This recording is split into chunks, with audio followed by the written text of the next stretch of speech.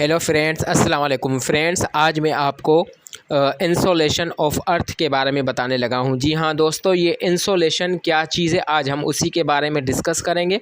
दोस्तों, इंसोलेशन उसको कहा जाता है जिसमें सूरज से निकलने वाली जो रोशनी यानी लाइट और एनर्जी हीट एंड एनर्जी, ये इसको जब ये ज़मीन के ऊपर पड़ती है तो ज़मीन उसको अर्थ यानी जो उसको वो अब्ज़ॉर्व कर लेती है। जी हाँ दोस्तों, इसकी डेफिनेशन की अगर बात करें तो इंसोलेशन ऑफ अर्थ उसे कहा जाता है यानी सूरज से निकलने वाली जो एनर्जी हीट और लाइट जब ज़मीन पर पड़ती है और ज़मीन उसको एब्ज़ॉर्व कर ले तो उसको इंसोलेशन कहा जाता है। अब ये इंसोलेशन क्यों ज़रूरी है ये भी हम इसमें देखेंगे। दोस्तों, ये तो आपको भी पता है, ये तो आप भी जानते हैं और हम भी जानते हैं कि इंसोलेशन जो है वो बहुत ही ज़रूरी होती है, कंपलसरी इसको माना जाता है, क्योंकि पौधे और इंसान जबकि जानवर और ह्यूमन बींग्स ये सारों के सारे इनको सबको रोशनी और हीट की ज़रूरत होती है। तो इस वजह से वो अपने लिए जो है वो इंसोलेशन ज़मीन के लिए ही बहुत ही ज़रूरी मानी जाती है।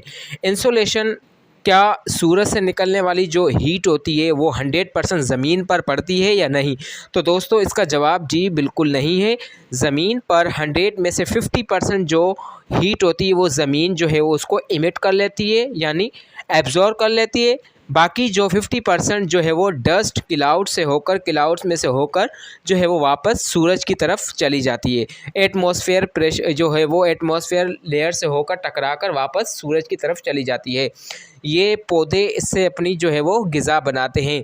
तो इंसोलेशन के वजह से ही ज़मीन के ऊपर जो इक्वेटर जोन होता है जो कि सबसे गर्म तरीन माना जाता है, अगर दोस्तों बिलफ़र्ज़ अगर ये इंसोलेशन के प्रोसेस के थ्रू सूरज की सबसे ज़्यादा जो टेम्परेचर अगर ज़मीन पर पड़े तो कोई भी पेड़ पौधा ज़िंदा नहीं रह सकता, बल्कि जानवर, इंसान, परिंद, चरिंद, हैवान और पौधे वगैरह सब जल के राख हो जाते।